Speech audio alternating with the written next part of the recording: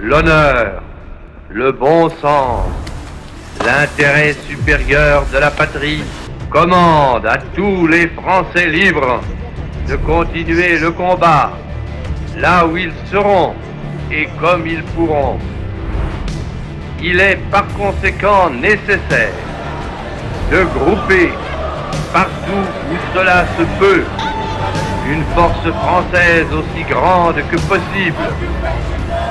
Moi, général de Gaulle, j'entreprends ici, en Angleterre, cette tâche nationale. Quand on regarde la demande intérieure, c'est-à-dire la consommation, l'investissement, ça reste très très mou. Donc on a cette déconnexion entre les chiffres du PIB et la réalité économique qu'on vit au quotidien, que vivent les Français, les entreprises, les particuliers. Donc ce chiffre, à mon avis, n'est pas très sérieux. Par contre, c'est vrai que sur le mois d'octobre, on a des indicateurs avancés qui montrent que c'est catastrophique. Si on regarde les indicateurs des directeurs d'achat, donc en fait, on interroge tous les directeurs d'achat dans tous les services, dans tous les secteurs d'activité, donc les services, l'industrie, la construction, etc. Donc ça, dans tous les pays. Donc là, c'est facile à comprendre, il y a une barre à 50. Au-dessus, c'est la croissance. En deçà, c'est la baisse de l'activité. Et là, on est à 47,7, pour tout vous dire, sur l'ensemble des secteurs, ce qui est le plus bas niveau du monde pour le mois d'octobre. Il n'y a pas un pays dans le monde qui fait pire que nous.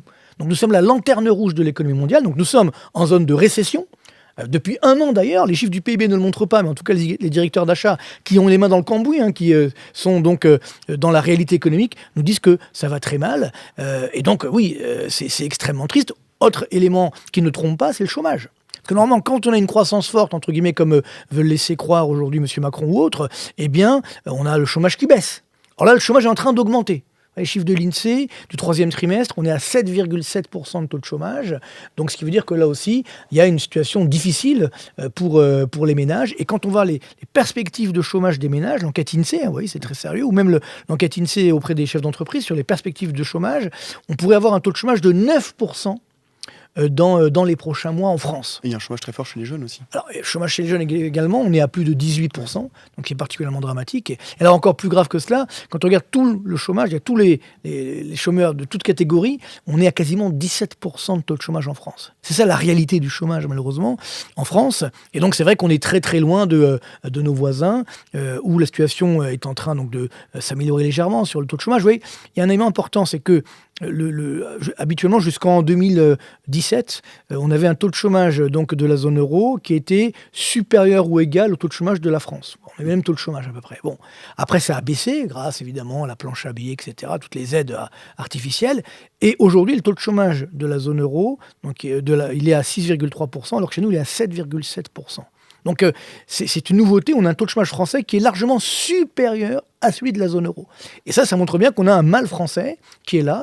Et ce, malgré toutes les aides qu'on peut donner en termes, je dirais, de traitement statistique et social du chômage. Ce qui veut dire qu'on a une situation très difficile, malheureusement, notamment pour nos jeunes, vous l'avez dit, et pour l'ensemble des chefs d'entreprise également. Parce que là aussi, un chiffre incroyable. Tous les mois, la Banque de France sort les chiffres de défaillance d'entreprise. Les faillites d'entreprise, pour faire simple. On atteint des records historiques de mois en mois. Là, on est à peu près à 6% au-dessus du taux du record de 2015. Et si vous retraitez ça, ce qu'on appelle hors micro-entreprise, parce que c'est vrai qu'il y a beaucoup de création d'entreprises, de micro-entreprises, donc bon, parfois c'est artificiel. Quand vous regardez les défaillances d'entreprises hors micro-entreprise, tenez-vous bien, on est 14% au-dessus du sommet de la récession de 2009. Pour bien prendre conscience de l'ampleur des dégâts. Alors, si vous regardez depuis 2017, parce qu'on fait beaucoup de bilans en ce moment de l'ère Macron, entre guillemets, alors là, les défaillances d'entreprises, depuis le 2017, tenez-vous bien, hors micro-entreprises, ont explosé de 100%. Vous vous rendez compte ? Et après, on va nous dire que tout va bien dans le meilleur des mondes. Non. Je pense que c'est un manque de respect vis-à-vis des gens qui souffrent aujourd'hui en France, bien sûr les ménages, mais également et surtout les chefs d'entreprise. Les entreprises, c'est pas que les entreprises du CAC 40, c'est beaucoup de PME qui souffrent énormément aujourd'hui, avec donc, des faillites qui sont historiques. Et derrière les faillites, évidemment, il y a des destructions d'emplois, donc du chômage qui va encore augmenter. Donc la situation, malheureusement, je suis désolé, n'est pas très joyeuse. Mais encore une fois, il faut regarder la réalité en face, parce que là, en plus avec la crise politique qui n'en finit plus, ça ne va pas s'arranger. Ce qu'on appelle la croissance structurelle de la France, ça veut dire la croissance qui s'obtient lors d'un fonctionnement normal de l'économie, ce n'est que 0,9%. C'est-à-dire que notre potentiel de croissance, le mieux qu'on puisse faire normalement, c'est 0,9%. Vous vous rendez compte? Si tout va bien. Et donc là, en plus de cela, comme on a une crise politique qui est là, on a également les taux d'intérêt qui augmentent, le taux d'intérêt de la dette publique, donc les taux d'intérêt des crédits qui également sont en train d'augmenter, et puis bien sûr cette instabilité fiscale. Ce qui se passe aujourd'hui à l'Assemblée nationale, alors même si j'espère que la plupart des lois qui ont été annoncées ne seront pas votées in fine, si vous voulez, mais c'est le concours Lépine de l'impôt, si vous voulez. On n'arrête pas d'augmenter les impôts. Là, si on s'arrête où nous sommes aujourd'hui, on est à peu près à 53 milliards d'augmentation des impôts en France pour 2026. Attendez, alors qu'on est déjà numéro 1 du monde des impôts. Donc, ça n'a pas de sens. Donc, cette instabilité fiscale, évidemment, crée des tensions, crée des craintes. Et moi, j'ai beaucoup de chefs d'entreprise qui m'appellent, qui disent « non, mais moi, je ne vais pas investir parce que je ne sais pas où on va aller demain, quelle sauce on va être mangé. » Donc, c'est très dangereux. Et puis, parallèlement, vous avez là aussi des risques sur l'investissement, avec des taux d'intérêt qui sont en train d'augmenter, qui vont encore augmenter. Et puis, parallèlement, le chômage qui augmente. Donc, ça aussi, le marché du travail qui n'est pas assez fluide. Et alors, ça qui est fou, c'est qu'on a parfois des pénuries de main-d'œuvre. Des entreprises qui veulent embaucher mais qui ne trouvent pas preneurs, qui ne trouvent pas de main-d'œuvre. C'est pas que les Français ne veulent pas travailler, c'est qu'il n'y a pas les formations en face. Donc là aussi, on a un problème structurel, c'est que les formations ne correspondent pas à ce que veulent les entreprises, finalement, à la situation du marché du travail. Donc, ouais, tout ça fait que malheureusement, on aura une croissance, je pense, le PIB va baisser au 4e trimestre en France, sauf s'il y a encore un coup de baguette magique de l'INSEE, ça, évidemment, ça, je ne peux pas faire différemment, c'est pas moi qui fais les chiffres, donc, mais on a vraiment l'impression que c'est ça. Quelqu'un fait les chiffres, si vous voulez, donc c'est assez surprenant. Et d'ailleurs, il y a un chiffre qui ne trompe pas, je ne veux pas être trop long, mais vous savez, là, on a Madame de Montchalin, la ministre des Comptes publics, qui nous a dit: écoutez, on a un problème, il manque 10 milliards d'euros de recettes de TVA. Entre 5 et 10 milliards. Attendez, c'est quand même... on se moquait de la Grèce qui ne savait pas relever l'impôt, mais nous, on fait la même erreur. Donc, c'est ça qui est dramatique, c'est qu'aujourd'hui, pourquoi il y a un tel écart? On avait vu, je pense qu'on en parlait tout à l'heure avec Bruno Le Maire, il y avait également les mêmes problèmes. C'est parce qu'en fait, la croissance, elle est surestimée. Donc, on a une croissance qui est artificiellement surestimée. Et donc, quand on fait la corrélation sur le fait de TVA, ça n'arrive pas parce qu'il y a encore beaucoup d'économies parallèles. Donc, ça veut dire que la variation du PIB ne correspond pas à la richesse concrète. Donc, voilà, tout ça pour dire que voilà, on a une situation qui est bien triste et on aurait une croissance, je vous dis, à peu près 0,6% et cette année et l'an prochain. Vous estimez que notre situation est pire que celle de la Grèce en 2010 ? Pire, peut-être pas, parce que je dirais la Grèce avait quand même à l'époque 10% du déficit public par rapport au PIB. Nous, on n'en est pas encore là. Même si nous sommes numéro 1 de la zone euro en termes de déficit public. Vous avez tous les pays, parce que ça, il faut bien prendre conscience de ça. Tous les pays de la zone euro ont réduit leur déficit, alors que nous, on a continué de l'augmenter. Là, on est à 5,4%. C'est le chiffre du deuxième trimestre. En moyenne sur l'année, je pense qu'on sera à 5,8%, donc on ne sera pas à l'objectif, peut-être même plus, parce que si on perd encore des recettes fiscales comme c'est le cas aujourd'hui, c'est pas compliqué. Pour l'instant, on a un déficit de l'État d'environ 160 milliards d'euros ou 170 milliards. On nous annonce un déficit de la sécurité sociale de à peu près 22 milliards. Vous voyez, donc on est déjà à 190 milliards. Pour peu qu'il y ait 10 milliards de déficit des collectivités locales, ça veut dire 200 milliards d'euros de déficit. Voilà. Alors, après, est-ce qu'on va, encore une fois, nous arranger les chiffres au dernier moment? On va appeler David Copperfield pour qu'il nous fasse un coup de baguette magique, ou Harry Potter, ou Gérard Majax. Certains disaient Garcimore. Vous êtes jeune, vous n'avez pas connu Garcimore, mais c'était un magicien qui faisait des bêtises. Et c'est un peu ça, si vous voulez. Ça devient grotesque. C'est ce que je veux dire. Mais bon, toujours est-il que, oui, aujourd'hui, la situation est pas aussi grave que la Grèce, mais elle y ressemble de plus en plus. Moi, je me souviens à l'époque de la crise grecque, j'allais souvent à l'époque en Grèce, au début, et c'est vrai qu'on était très inquiets. Donc les dirigeants grecs nous disaient « Ne vous inquiétez pas, la Grèce n'est pas l'Argentine ». Sous-entendu, il ne va pas nous arriver ce qui se passe passer en Argentine. Et on a vu que malheureusement, c'est ce qui s'est produit pourtant. Aujourd'hui, on a le même discours. La France n'est pas on nous dit non, ne vous inquiétez pas, la France, ce n'est pas la Grèce. Oui, c'est vrai, mais c'est peut-être pire. Parce que la Grèce, c'était 350 milliards d'euros de dette. Donc quand il y a eu un problème, on a pu reprêter effectivement à la Grèce et arranger la situation. Mais nous, c'est 3500 milliards d'euros de dette publique. 7500 milliards si on ajoute le hors-bilan. Donc c'est des sommes complètement folles. Voyez. Donc le FMI, il ne pourra pas venir nous soutenir comme ça. On ne pourra pas nous reprêter de l'argent facilement. Donc ce qui est très dangereux, c'est qu'on est dans une fuite en avant permanente. On le voit sur le budget, on voit sur la réforme des retraites. Et là, si vous voulez, on a un gros problème, c'est que les agences de notation ne font pas leur boulot. Quand on voit ce qui s'est passé en Grèce ou en Italie ou au Portugal, dès le début de la crise, quand ça commençait à déraper, les agences de notation ont commencé à dégrader la note, ce qui est logique. même si elles ont pris un peu de temps, parce qu'elles n'ont pas vu, normalement elles doivent anticiper. Là, c'est vrai qu'on a été dégradé par Standard & Poor's et Fitch à A+. Pour Moody's, on est toujours double A-, alors qu'on mérite franchement A-, voire triple B+, éventuellement. Hein. Donc, mais, encore une fois, ce n'est pas sérieux. On n'a pas de réforme des retraites, parce qu'elle est suspendue. Enfin, on ne sait pas trop comment ça va se terminer. On n'a pas de budget. On voit bien que le déficit public va être proche de 6%, et cette année et l'an prochain. Donc, on est la risée de l'Europe, voire la risée du monde. Et on nous dit, non, tout va bien, on fait confiance. Elles ne font pas leur boulot. Donc c'est ça qui nous sauve pour l'instant, c'est que comme on n'a pas été dégradé, les taux d'intérêt n'augmentent pas trop. Mais enfin, on est quand même à 3,5% sur le taux de 10 ans, le taux de la dette publique française. Moi, je pense qu'on peut atteindre 4, voire même plus. On peut monter à 5% l'année prochaine. Donc voilà, la situation est quand même, proche de celle de la Grèce, malheureusement. Alors on va vous embêter parce que vous avez un PV qui n'est pas payé ou autre. Mais par contre, les trafiquants de drogue, etc. Alors oui, sur le marketing, on veut lutter contre tout ça. Non, là, on ne dit rien. Tout ce qui est économie parallèle, mais la vraie, hein, la mafia, entre guillemets, là, on les laisse tranquilles. Donc, attendez, les Français se sont un petit peu abusés. Donc, c'est ça qui, aujourd'hui, je pense, est très dangereux. On est à la fin du film. Et on se rend bien compte, et c'est ça, moi, qui m'inquiète, c'est que les dirigeants français ne se rendent pas compte de la situation. Ils nous disent, mais non, ça va aller, on va gérer, tout va bien se passer. Attendez, c'est encore une fois, je pense que c'est un manque de respect. C'est une sorte de mépris vis-à-vis des Français qui souffrent. Pendant des années, jusqu'à encore quelques années, la Banque de France, une fois par an, faisait un bilan en disant, voilà, qui détient la dette publique française. Et elle nous donnait les nationalités des non-résidents. Et là, comme par hasard, depuis 2020, on n'a plus ces chiffres. On ne sait plus qui détient notre dette. C'est bizarre. Vous voyez ? Donc, on a des estimations, mais on ne sait pas réellement. Donc, ça veut dire qu'on ne veut pas nous dire qui vraiment détient ces dettes. On sait que, justement, en 2024, après la dissolution, etc., il y a à peu près 10 milliards d'euros de fonds de dette publique française qui a été vendu par des fonds japonais, et on ne sait pas qui a acheté. Parce que quelqu'un a acheté, il y a eu un échange de gré à gré, sinon les taux d'intérêt auraient explosé. Vous voyez. Donc là, c'est pareil, on tient comme ça, mais on ne sait pas qui. Alors, ça serait bien qu'on le sache, parce que peut-être ça pourrait nous dire également des signaux plus clairs sur des décisions françaises, des fois qu'on ne comprend pas, vous voyez, au sommet de l'État. Donc toujours est-il que, voilà, moi je pense que aujourd'hui cette part des étrangers dans notre dette publique est dangereuse, et parce que justement on perd notre indépendance, mais surtout attention, ces investisseurs étrangers très souvent sont par définition très volatiles. Ça veut dire que si demain on est vraiment dégradé, la note de la France est vraiment dégradée, si demain il y a une crainte encore sur le budget, alors là ils peuvent partir très vite, ces fonds d'investissement.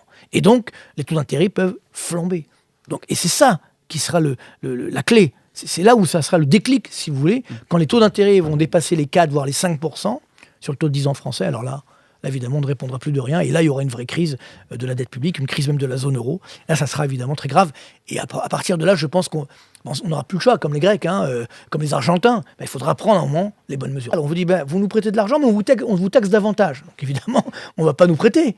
Donc, ce qui veut dire que ça va, encore une fois, réduire les achats de bons du Trésor français, donc générer une augmentation des taux d'intérêt. Vous voyez, ça n'a pas de sens. Et puis surtout, c'est comme pour les successions. Hein. Encore une fois, là, c'est pas LFI, c'est pas des partis extrémistes qui ont fait ça, qui nous disent oui, il faut augmenter les droits de succession. Madame Braun-Pivet, c'est la présidente de l'Assemblée nationale. Bon, elle nous a dit non, mais ça suffit là, les successions, les héritages, ça tombe du ciel, etc.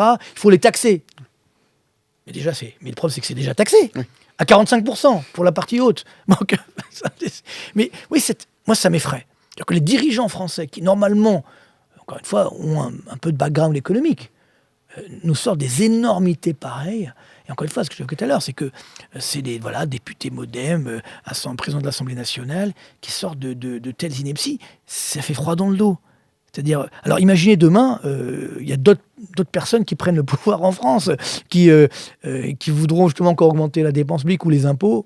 Non, c'est triste parce qu'on a un pays qui est formidable. Et surtout, moi je fais beaucoup de conférences, notamment en province, je vois les chefs d'entreprise auprès des chefs d'entreprise, et les Français au sens large, ils sont paniqués. Parce que si vous voulez, eux, au jour le jour, ils ont les mains dans le cambouis. Au jour le jour, ils ont des difficultés, ils ont du mal à joindre les deux bouts, etc. Et là, on leur dit non, on va encore vous taxer. Il y a de l'argent, on va encore vous taxer. Je dis, mais attendez, c'est pas possible. Oui. Donc c'est ça qui m'inquiète, cette déconnexion entre le réel Et puis ce que disent nos dirigeants politiques et les députés notamment, enfin, et ainsi de suite, même le gouvernement, parce que même le gouvernement, a priori un gouvernement plutôt de centre-droit, soi-disant, mais à mon avis, c'est pas du tout le cas, mais parce que en fait, la droite en France est plutôt à gauche, hein, mais bon, ça c'est un autre débat. Et donc ce gouvernement de centre, on va dire, a quand même prévu une augmentation de 19 milliards des impôts. Avant même toutes ces lois je dirais superflues. Et moi, c'est ça qui m'inquiète, parce qu'il y en a tellement, peut-être une va passer. Parce que là, le Sénat, il va retoquer. Peut-être qu'il y en a une qui va quand même repasser. Quelques augmentations qui vont passer. Donc voilà, je dis c'est triste, parce que ça va générer deux choses. Un, ce qu'on apprend en première année d'économie, si vous voulez, à la fac. Hein. Moi, j'étais prof à la fac pendant de nombreuses années, à Sciences Po également. Moi, j'ai arrêté parce que, bon, finalement, je me rendais compte qu'il y avait un petit dérapage, mais bon.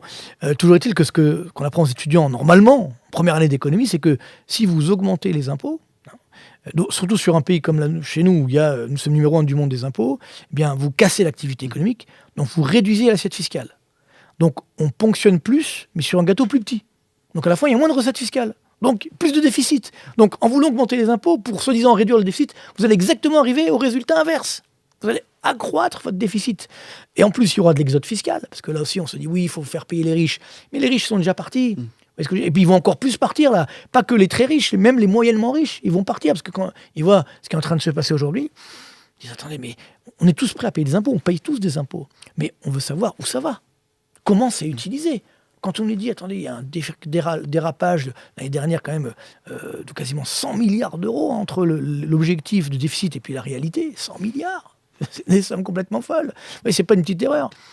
Bon, donc on se dit, non, ça il faut, là on nous dit il y a 10 milliards d'euros qui manquent. À quoi, comment sont utilisés nos impôts? Donc là, il y a ce problème d'exode fiscal. Donc d'abord, ça casse la croissance, exode fiscal, et puis parallèlement, consentement à l'impôt. Ça, c'est très dangereux, parce que justement, la force de la France, entre guillemets, c'est sa facilité à lever l'impôt.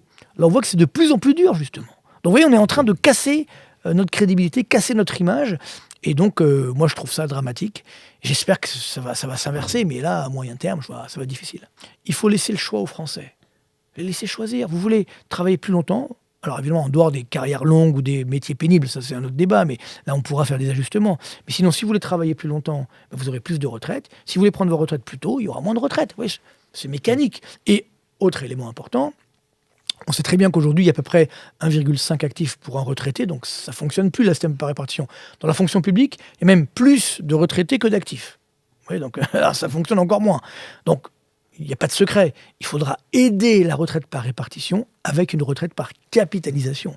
Et encore une fois, ce n'est pas que pour les riches. Tout le monde pourra choisir. C'est le système suédois où on a un minimum de retraite par répartition. Et après, vous choisissez. Soit vous vous dites, non, moi je veux plus par répartition, je fais confiance.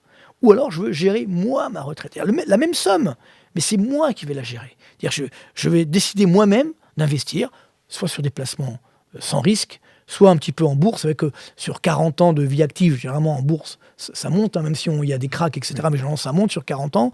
Donc, mais au moins, on responsabilise les citoyens. Et voilà, donc il faut transparence, liberté, responsabilité. Pour moi, ce sont les termes clés d'une réforme des retraites qu'on ne s'est jamais posée. Parce que, encore une fois, en 30 ans de carrière, j'en ai vu des réformes des retraites. Hein. À chaque fois, on nous dit toujours pareil. Oui, c'est bon, ça y est, c'est réglé. En fait, rien n'est réglé parce qu'à chaque fois, on ment sur les objectifs. On dit oui, il y aura à peu près 2% de croissance par an, il y aura un taux de chômage à 5,5%. Alors, comme ce n'est pas le cas, le système n'est pas financé. Donc là, il faut faire des réformes des retraites tous les 2-3 ans, si vous voulez. Oui. Alors que si on faisait une grosse réforme, on fait table rase, on égalise tous les systèmes de retraite, à ce moment-là, là oui, on pourrait avoir une vraie retraite pour sauver la retraite par répartition. Parce que sinon, qu'est-ce qui va se passer? Ce qui s'est passé en Grèce, quand il n'y avait plus d'argent pour financer la retraite, les retraites ont baissé de 20%. Vous voyez, donc c'est pas une moindre hausse, c'est une baisse de 20%. C'est ça qu'on veut pour l'avenir. Bon, et je pense qu'il faut être honnête aujourd'hui. Les actuels retraités, eux, ils ne sont pas concernés parce que ils ont cotisé toute leur vie, très bien. Et il faut arrêter de les montrer du doigt, de leur jeter comme ça. Ça aussi, c'est pas sérieux. C'est quoi ces clichés, cette guerre de génération, etc. Ils ont cotisé, ils ont peut-être fait des bêtises. Ok, tant mieux pour eux, mais ils ont cotisé. On ne pouvait pas leur dire, non, il n'y a plus de retraite maintenant. Mais c'est ce qui va se passer d'ailleurs, hein, parce que quand tu auras plus d'argent, là on aura un problème. Mais par contre, moi je pense à notre génération, et encore, la vôtre encore pire. Vous n'aurez pas de retraite. Si on laisse comme ça, Il restera quasiment plus rien. Regardez aujourd'hui en France, il s'est passé quelque chose là en 2025, quelque chose d'horrible. C'est la première fois que ça arrive. Le taux de natalité est passé sous le taux de mortalité. On a 9,2 enfants pour 1000 habitants, naissance donc, et 9,4 décès pour 1000 habitants. Incroyable. Comme en 1945. Ah non, mais on n'a jamais vu ça. Non, mais ça fait froid dans le dos. C'est-à-dire qu'encore une fois, on a une situation où aujourd'hui, la population française va baisser. Alors certains vont dire, oui, alors il faut augmenter l'immigration, etc. Bon, après, là, c'est un autre débat. Est-ce qu'ils auront des emplois, etc. Est-ce qu'on peut augmenter comme ça ? Non. Il faut se poser la question, pourquoi cette natalité baisse ? Parce que les Français n'ont plus confiance.